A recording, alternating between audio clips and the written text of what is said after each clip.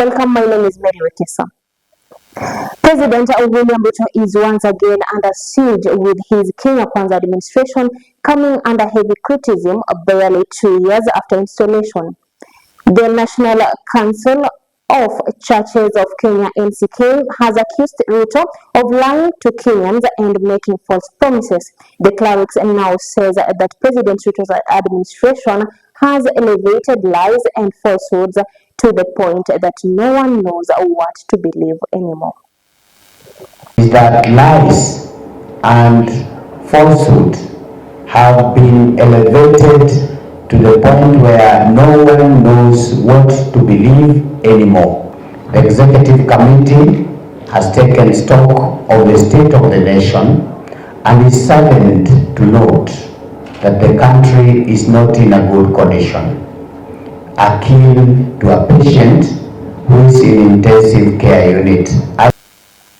Besides accusing President Ruto's administration of perpetuating a culture of lies, the Ncck Clerics issued various demands for the president to address, one of them being the Reconstitution of Independent Electoral and Boundaries Commission, Iebc.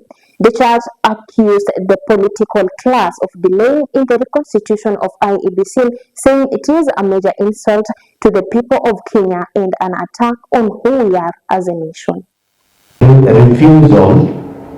persistent refusal by the current political leaders to reconstitute the Iebc is a major insult to the people of Kenya and an attack on who we are as a nation.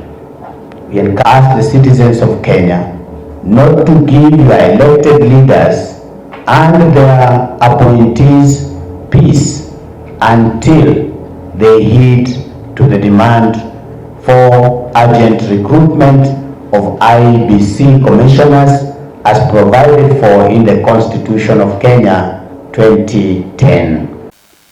Ncck has urged citizens to raise their voices to demand that the judiciary concludes the cases touching on the Iebc within the next 2 weeks.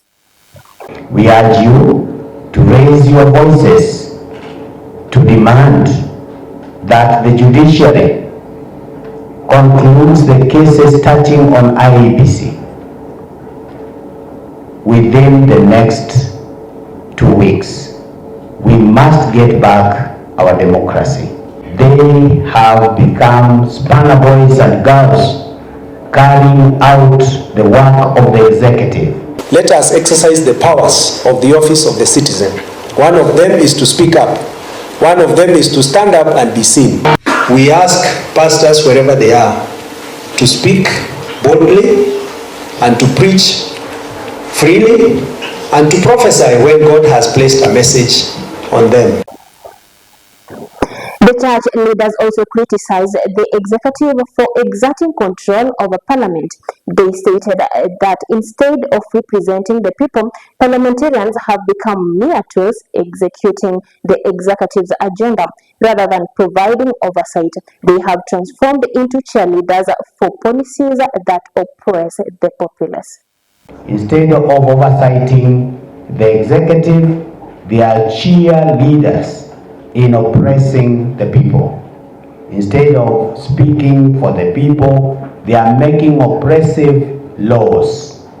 This state is unsustainable and unacceptable at the same time. We encourage you Kenyans as voters to collect signatures and commence the processes of recalling the members of parliament who are not performing as per your requirements and demands. And as electorates, you are the employer, not the employee. The church also took issue with the Social Health Insurance Fund chief cover introduced by President Ruto's administration. It demanded that the implementation of SHIF be suspended until all the necessary structures are put in place. Ncck also called upon Kenyans to reject contributions by political leaders and their appointees, knowing that most of the money given is stolen taxes. The healthcare of Kenyans must not be sacrificed just so that a few people can steal public funds. Further, we need to hold our members of parliament to account for hurriedly passing the bills in parliament which instituted SHIF while knowing very well and fully clearly well that it was going to cause suffering in the nation of Kenya. What happened in Bungoma was unfortunate because it was like a display of trying to see what will the Anglican do following what the decision made by the Catholics. It is very unfortunate that every arm of the government, executive, legislature and judiciary, and even the independent commissions have been associated with corruption. This sentiment comes following weeks of hostility between President William Ruto and the church.